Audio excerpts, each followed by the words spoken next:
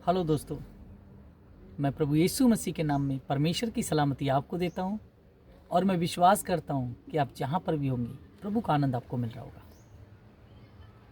हम लोग जब भी कोई पाप, जब भी कोई अपराध, जब भी कोई गलती, जब भी कोई गुस्ताखी करते हैं तो हम लोगों को अपने दिल में अगर एहसास होता है कि मैंने गलती की तो उस गलती के लिए ज़रूरत है कि हम पश्चाताप करें।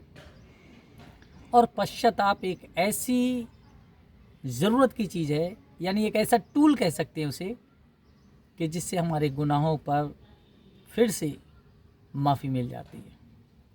और ये पश्चाताप ये उसी प्रकार से है जैसे सोना अगर रोज़ डेली यूज़ किया जाता है या रख दिया जाता है, थोड़ा सा गंदा हो जाता है और उस सोने को जब आग में जलाया जाता है तो वो एकदम फिर से निखर जाता है।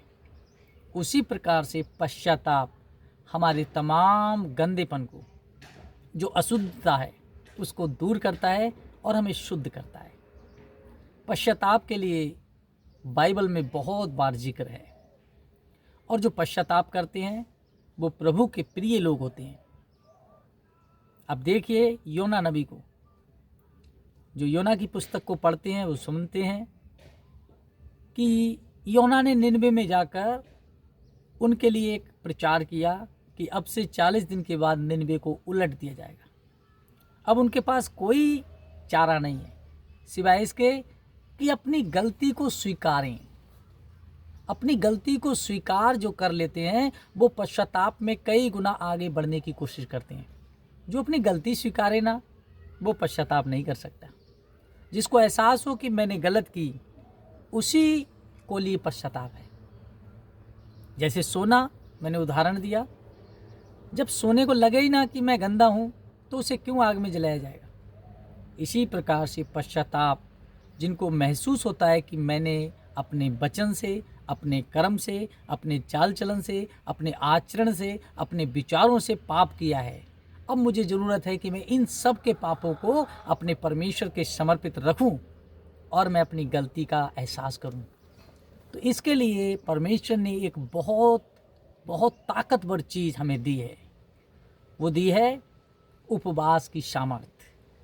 और उपवास से हम अपने तमाम प्रकार के पापों के लिए प्रायश्चित कर सकते हैं, पश्चाताप कर सकते हैं और उन पश्चातापों से छूट सकते हैं। निनवे के लोगों ने जब ये जाना कि हमें अब ख़त्म कर दिया जाएगा क्योंकि हमारे पाप बहुत हैं, निनवे के लोगों ने अपना मन फिराया और पश्चाताप किया और उपवास में बैठ गए। और उपवास में बैठने से परमेश्वर ने उनको देखा कि वो अपनी चाल से बदल गए हैं, वो पश्चाताप कर रहे हैं, उन्हें एहसास है अपनी गलती का और अब वो गलती नहीं करेंगे। परमेश्वर ने उनकी जो बुरा करने की ठानी थी वो बुरा नहीं किया। अब एस्तेर को देखिए, जब मुर्दकै ने उससे कहा कि अब हमारे सारे लोग मारे जाएंगे, उसने उपवास रखा और वो राजा के पास गई अपनी जान की परवाह किए बगैर। जब वो परमेश्वर से उपवास करते हैं तब आपको सामर्थ्य मिलती है, तब आपको मजबूती मिलती है, आप हर किसी का सामना कर सकते हैं। जैसे रानी एस्तेर उस राजा का सामना करने पहुंच गई। आपको सबसे बड़ी ताकत दी गई है और यह है उपवास। परमेश्वर का वचन हमें बताता है जो उपवास और प्रार्थना में मजबूत हैं वो हर प्रकार की सामर्थ्य से भरे रहते हैं, वो हर प्रकार की सामर्थ्य से भरे रहते हैं। मूसा ने 40 दिन 40 रात जब उपवास रखा, उसके पास ऐसी सामर्थ्य थी कि जब वो चल रहा है तो उसके चेहरे से किरणें निकल रही हैं। ये सामर्थ्य उसे मिली कहाँ से? ये सामर्थ्य उसे मिली उपवास करने से, प्रार्थना करने से। आप उपवास करते नहीं, प्रार्थना करते नहीं और सामर्थ्य चाहिए आपको नबियों वाली, कैसे मिली? आपको अपने परमेश्वर के नज़दीक आने का सबसे बड़ा जरिया है कि आप उपवास करें। उपवास आपके वचनों का होना चाहिए, उपवास आपकी नज़र का होना चाहिए, उपवास आपके विचारों का होना चाहिए, उपवास आपके भोजन का होना चाहिए, उपवास आपके जल का होना चाहिए। क्योंकि परमेश्वर आपको वो सब चीज़ें जो आप गलत किए हैं उन सब में आशीष देगा।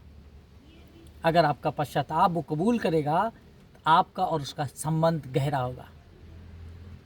प्रभु आपको बहुत प्यार करता है। मैं जानता हूँ कि वो मुझे भी प्यार करता है।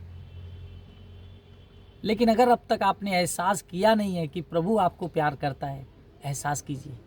उससे ज़्यादा प्यार और आपको कोई कर नहीं सकता। कोई भी जो हर समय आपको प्यार प्यार प्यार प्यार कहता है, वो भी उतना प्यार नहीं कर सकता जितना वो प्यार करता है। इसीलिए मेरे अजीजों, अपने पापों से फिरो, पश्चाताप करो और प्रभु यीशु पर विश्वास करो, तो तुम बचाए जाओगे।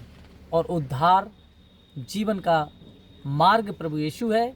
इसलिए यीशु को विश्वास करो और उसके द्वारा अपने जीवन को परिवर्तित करो। यीशु के जीवन में और अपने जीवन में तुलना करो। यीशु क्या करता था और मैं क्या करता हूँ। अगर मैं यीशु की सी चाल नहीं चल रहा तो मैं यीशु का फॉलोवर्स नहीं हूँ, यीशु के पीछे चलने वालों में से नहीं हूँ। मेरे अजीजों, आपको समय है कि अपने आप को बदलिए। प्रभु आपके साथ हो, प्रभु आपकी रक्षा करे। आमीन।